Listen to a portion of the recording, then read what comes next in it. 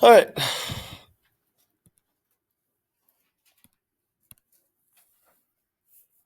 Y equals the tangent of x.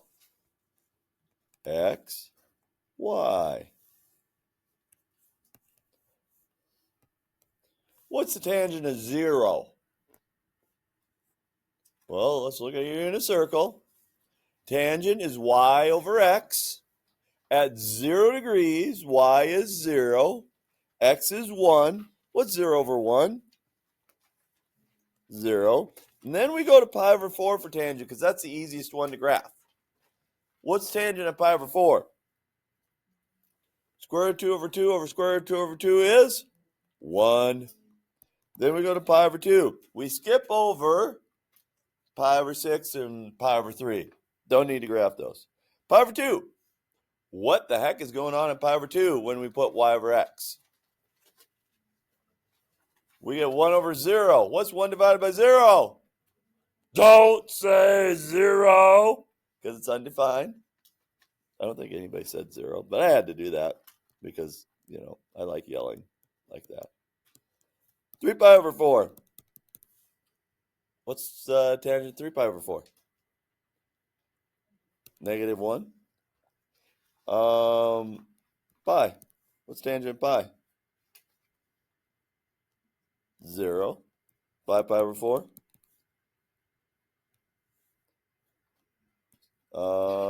3 pi over 2. What's 3 pi over 2 going to be? Undefined. 7 pi over 4. And then 2 pi. Well, we're back to 0 again. So what's it going to look like?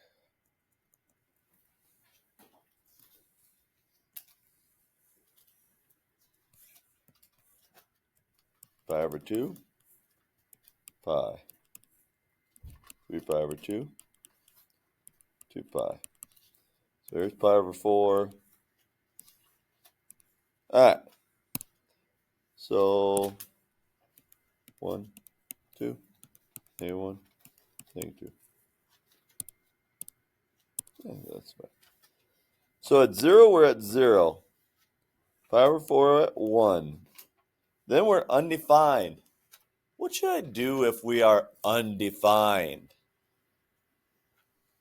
What do I make wherever we're undefined at? Not just a hole, but there's an asymptote there. There's going to be an asymptote there.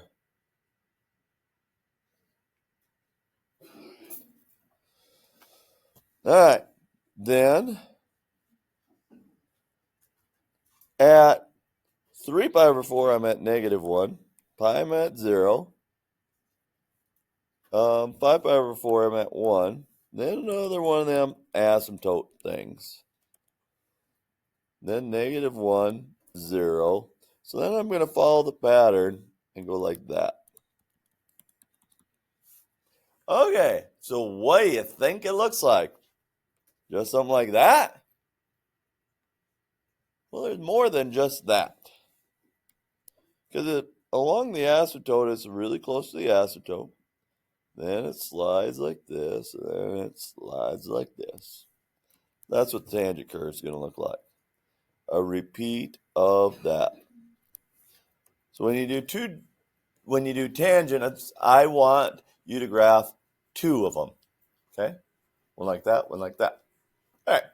So that's tangent. Now let's look at cotangent.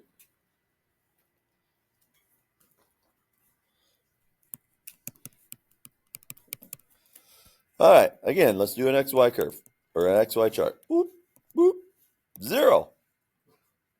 At cotangent of 0. Well, cotangent, if tangent's y over x, cotangent's what over what? X over y. What's x over y at 0? Undefined. Because it's 1 over 0, which is undefined. Pi over 4. What's cotangent of pi over 4? 1. Pi over 2. 0. 3 pi over 4. -1. Pi. Undefined. 5 pi over 4. 1. 3 pi over 2. 0. 7 pi over 4.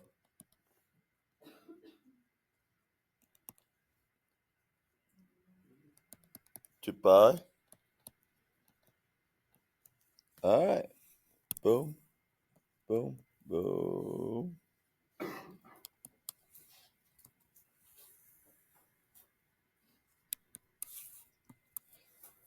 All right. So we got pi over 2, pi, 3 pi over 2, 2 pi, 1, 2, -1, -2. All right. So we're undefined at 0. So there's a good old asymptote here at 0. We're undefined at pi. So an asymptote at pi. We're undefined at 2 pi. So an asymptote there. So at pi over 4, we're at 1. Pi over 2 is 0. -1 and 3 pi over 4.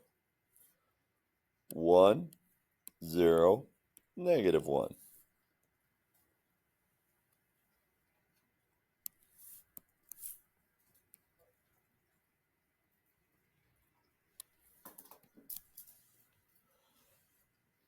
It is similar in some ways to the tangent curve. It is different in some ways to the tangent curve. Okay? The biggest difference is slope. What can we say about the slope of a tangent curve?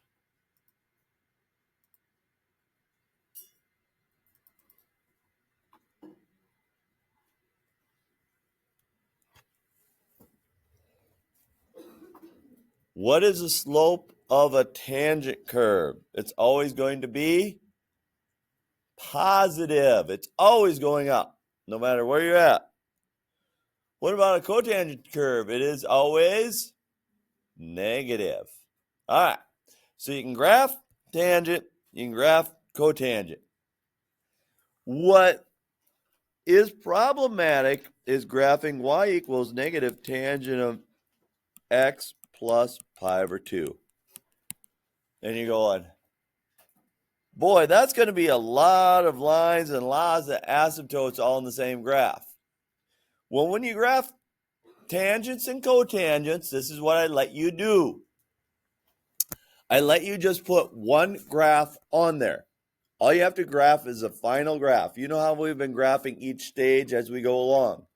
Tangent and cotangent, I'm allowing that it's just one final graph. So what you do is you take a look at your tangent graph and say, well, what happens? I've got this and I've got this. How do they affect it? How does this affect it?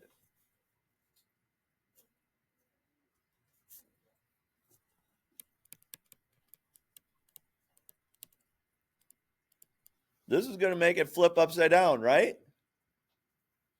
Okay, the negative, everything goes into the opposite place. It's going to flip it upside down. What does this do? Moves left by pi over 2. So we're going to put the graph down here.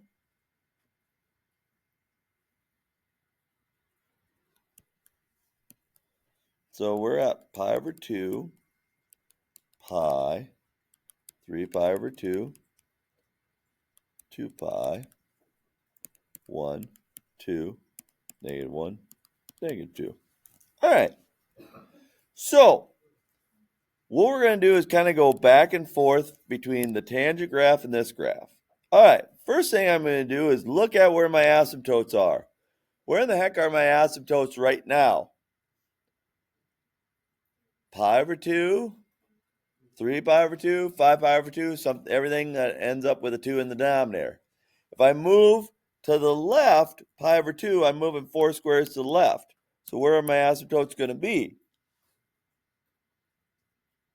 0, pi, and 2 pi, right? So they're going to be at 0, pi, 2 pi. All right. So my tangent curve normally goes up. I'm 2 away from the asymptote, and I got a point at -1, then 0, then 1. Well, that -1, that would normally be right here. Normally the graph would look like that if there was no negative on it. But now these 2 points get flipped. So it looks like that.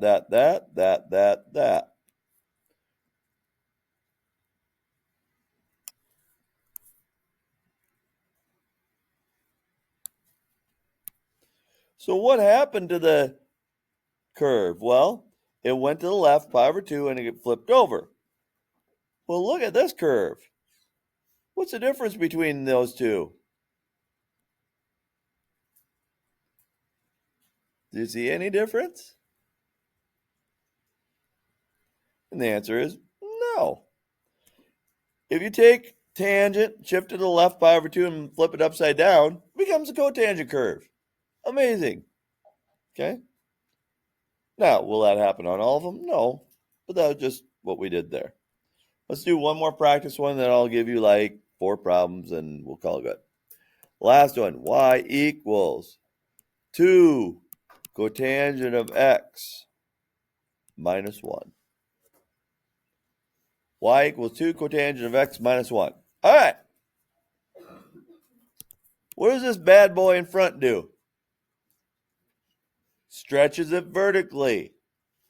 What does this bad boy in back do? Moves everything down 1. Is anything moved left or right? No, it has no effect left or right to it. So when we graph this,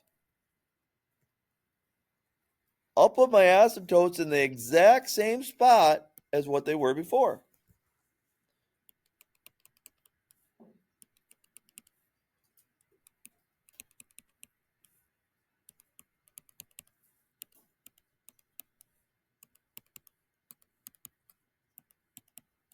All right, so for the cotangent curve, where were my asymptotes? Well, they were at 0, pi, and 2 pi. So because I'm shifting things up and down and stretching things up and down, that does nothing with my asymptotes. My asymptotes are going to be in the exact same spots.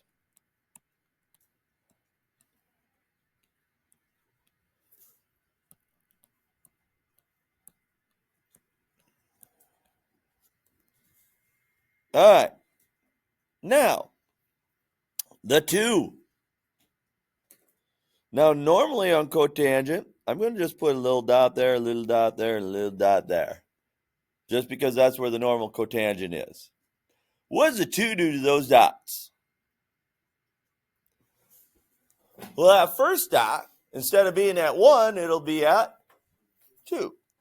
So I'm going to put a little dot here. What's 2 times 0? 0 doesn't move. What's 2 times this? -2. So it goes like that. Then what happens? I'm going to shift this dot down 1 to be here. Now I'm going to make it a big dot. This dot goes down here by 1. This, make a big dot. This one here goes down by 1. Make a big dot there. Okay? So if you have a couple extra little dots on there, that's fine. But see how stretched out that is? It doesn't curve over as much. Okay? And then you repeat the process right here. Whoops. Right here. And it goes like that. Are we good with that? Tangent. All you need is the tangent curve and the cotangent curve, and then stretch, shrink, slide, do whatever to it. Okay? So, what problems are we going to do? Well, that's a $10 million question right now.